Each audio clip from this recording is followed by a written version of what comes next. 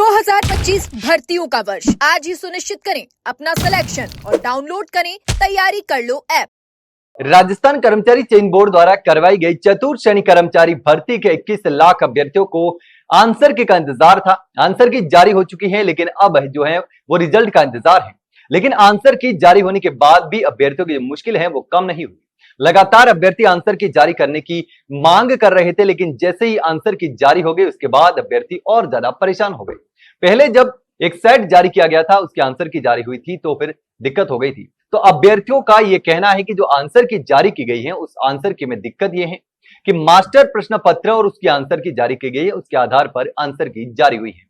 ऐसे में अभ्यर्थियों ने जो परीक्षा दी थी वो 6 पारियों में परीक्षा हुई थी और उसमें बहुत सारे अलग अलग प्रश्नों के सेट थे और उनके जो ओएमआर शीट की कार्बन कॉपी उनके पास है, उनसे मिलान करने में बहुत ज्यादा दिक्कत का सामना करना पड़ रहा है।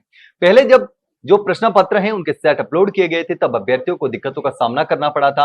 उनका कहना था कि ओएमआर शीट में जो गोले भरे गए हैं और जो प्रश्न पत्र अपलोड कर दिया था उसके जो क्रम संख्या है वो अलग अलग है। तो ऐसे में जो मास्टर प्रश्न पत्र जारी किया गया है उसके साथ भी यही दिक्कत हो रही है कि उसका जो क्रम संख्या है वो अलग अलग है और उसकी ओएमआर शीट में जो क्रम संख्या है वो अलग है। तो इसकी आंसर की में जो क्रम संख्या है वो अलग है।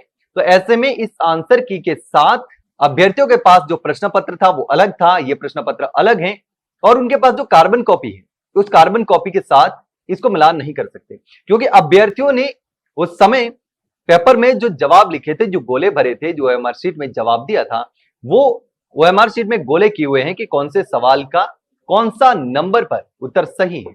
कई अभ्यर्थियों को नहीं पता कि उस सवाल का सही उत्तर क्या दिया था उन्होंने, क्योंकि सभी सवालों का एग्जैक्ट आंसर याद नहीं रहता है। तो ऐसे में अभ्यर्थियों का कहना है कि जो जितने भी सेट जारी किए गए थे तो बोर्ड को चाहिए कि सभी की अलग अलग जो आंसर की है वो जारी की जाए।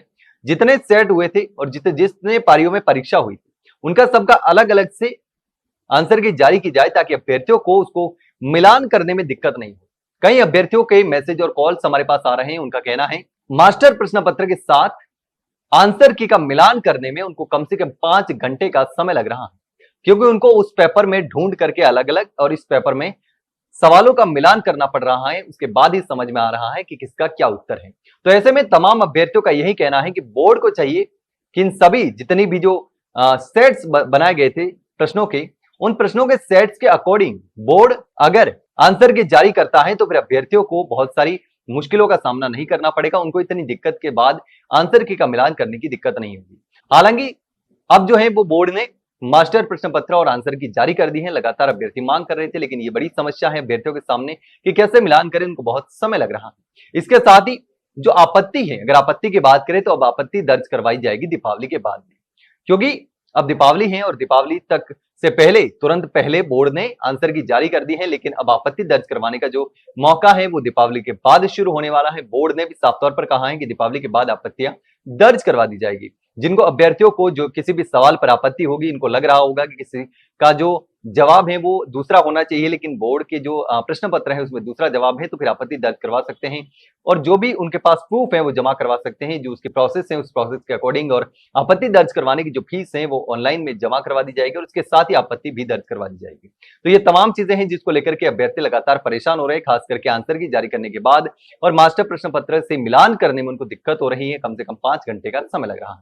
लेकिन इसको लेकर के आपको और कौन कौन सी समस्या आ रही है कमेंट सेक्शन में कमेंट करके जरूर बताना, ताकि पता चल सके कि अभ्यर्थियों के सामने क्या क्या दिक्कतें हैं, क्या मुश्किलों का सामना करना पड़ रहा है, ताकि बोर्ड तक उन चीजों को पहुंचाया जा सके। तो ऐसे में कमेंट सेक्शन में जरूर बताना। वहीं अगर जानकारी अच्छी लगी हो तो वीडियो को लाइक और शेयर जरूर करो। हाँ, चैनल को सब्सक्राइब करना ना भूले। फिलहाल के लिए इतना ही, जल्द मिलते हैं एक नई जानकारी के साथ, तब तक के लिए नमस्कार।